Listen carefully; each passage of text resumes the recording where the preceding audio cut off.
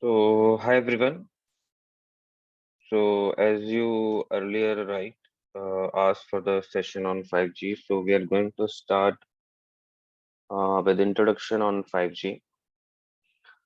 So we'll continue this session on 5G. I mean, we'll start with some of the basics, but this would be somehow the introductory session.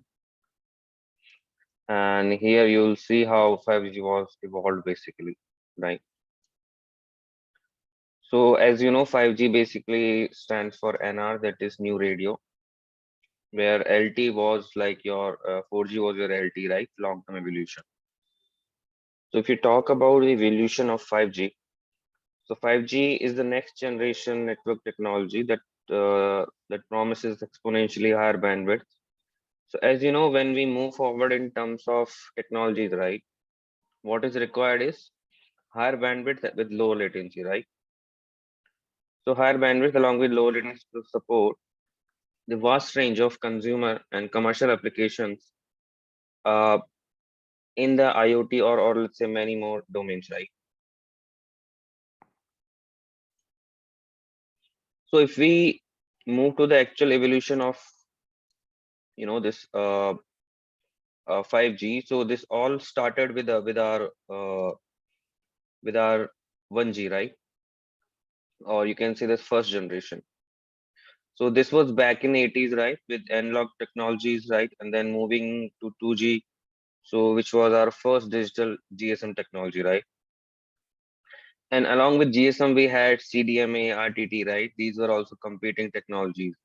And as you know, like these technology is still there in somewhere around the world, and somewhere people are still working on these technologies. So your GSM stands for Global System for Mobile Communication, and CDMA stands for Code Division Multiple Access. So which are competing cell phone technologies, right?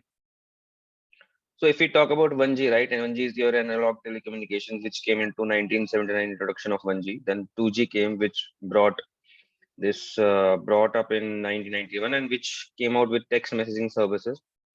Then evolution to 3G came 1998, right? Where mobile and wireless internet connection somehow with some good speed in megabits, you can say. And then 4G in 2008, so release 8, right? Cloud IP and broadband along with 4G. And now in 5G 2019 or 20, we can say launch of 5G was there, and we expect at least 1 Gbps of speed in downlink via 5G, right? So initially, your 1G and 2G were primarily driven by handsets, right? So being able to communicate over phones, that was the primary concern there. So 2G also offered data communication, but that was at very low speeds, right? But that was the enthusiasm at that time, like at least we can have data, right, on the 2G, right? 3G was also driven by handsets and was really the first technology that has reasonable, you can say, data speeds, right? And that was into megabits per second range. It all started out with around one megabit, uh, as its peak rate goes to 30 to 40 megabits per second. So if you see 30 to 40 megabits, I'm saying so if you divide by 8, you can get it megabytes, right? So 40 divided by 8, 5 megabytes basically. So that was pretty zippy for a variety of applied for applications both on smartphone as well as for IoT ecosystem, right? Then there was an interim stepping stone between 3G and 4G, right? That is HSPA, right? High speed packet access. So it was same technology or the same generation, but with little some marketing twist, right? So yeah, that was there. Coming to our next slide, what is the generation in network technology? So like we have 1G first generation, second generation, and 5G is our fifth generation, right? So the ITU, right, International Telecommunication Union and its partners define the requirements and timeline for future mobile communication system, right? The third generation partnership project, which is CGBP, then takes these requirements supplied by your ITU and writes specifications that are bundled in a series of releases, right? We have continuous releases, release 8, 9, 10, like release 10 of LT brought CA, right? So like these requirements would be bundled in the series of releases. Around every decade, the ITO defines a new generation to reflect technology advancement into service application and industry needs.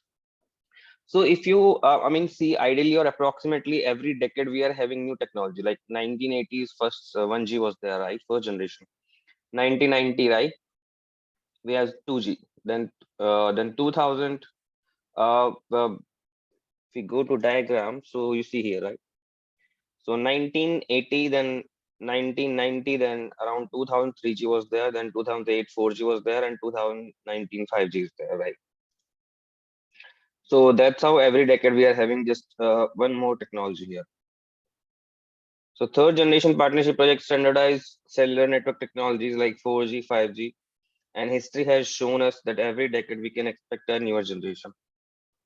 So this is one of the tweet that I just put to show like every decade we are having altogether a new technology.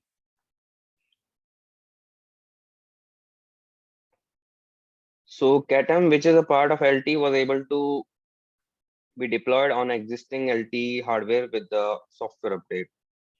So let's say if you want to move to 5G, right? So what you can do basically, so you can simply upgrade your LT station with a software update, and simply you can move to 5G. Or your base station LT would be able to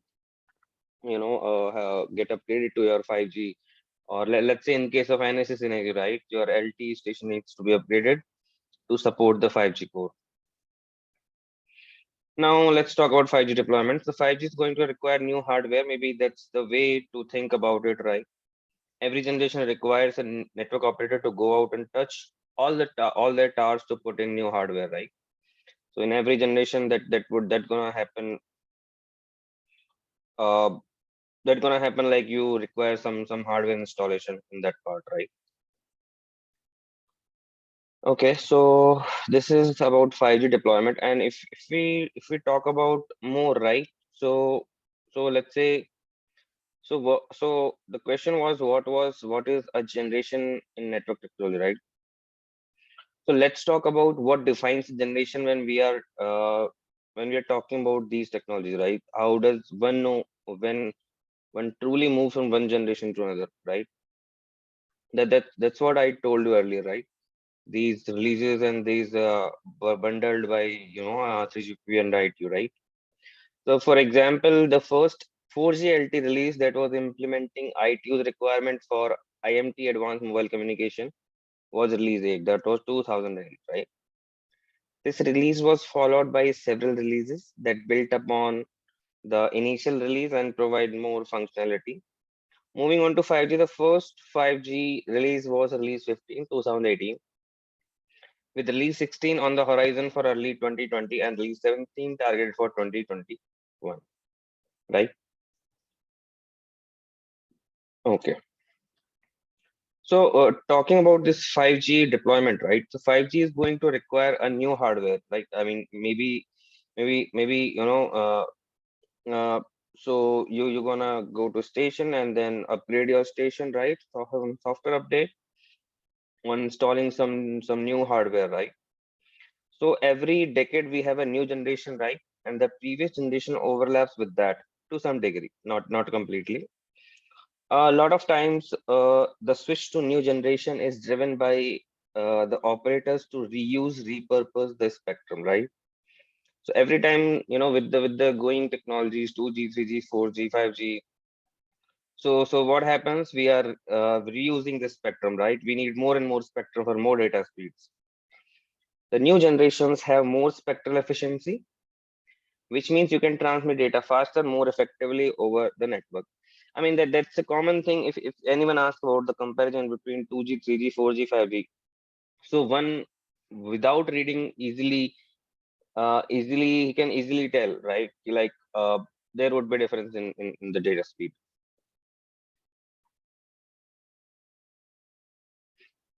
So new generations have more spectral efficiency, which means you can transmit data faster and more effectively over the network. And with more devices coming online faster, speeds required by the user both on consumer phones as well as on the IoT devices. Carriers have no choice but you can say have to find additional spectrum, and they have to basically shut off one technologies, maybe like 2G, 1G. Now 1G is not there, maybe, right? To reuse the spectrum of their technologies, right? So coming towards next slide, how 5G will be deployed. So as you know, right, previous generations focused speed initially, like 2G, 3G, 4G, LT, and then within LT also we started to see diversification, right? Like diversification to support the higher number of devices for IoT.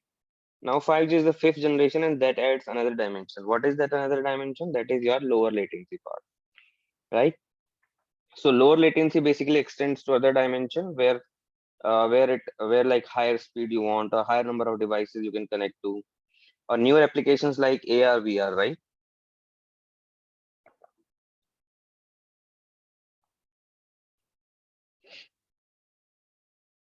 And lower latency for vehicle applications will be critical, right?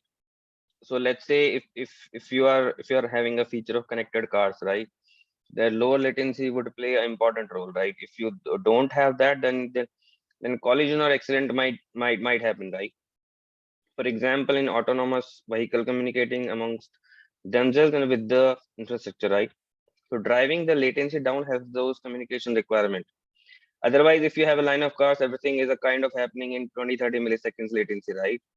And by the time you are on the 10th car, right? So you have latency time that's really long. So basically, you need to have pretty lower latency in case of you are using this for vehicle application.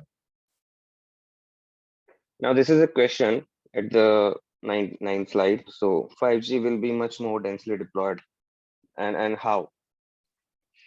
So my understanding is that like for the carriers, right? It's actually an interesting migration.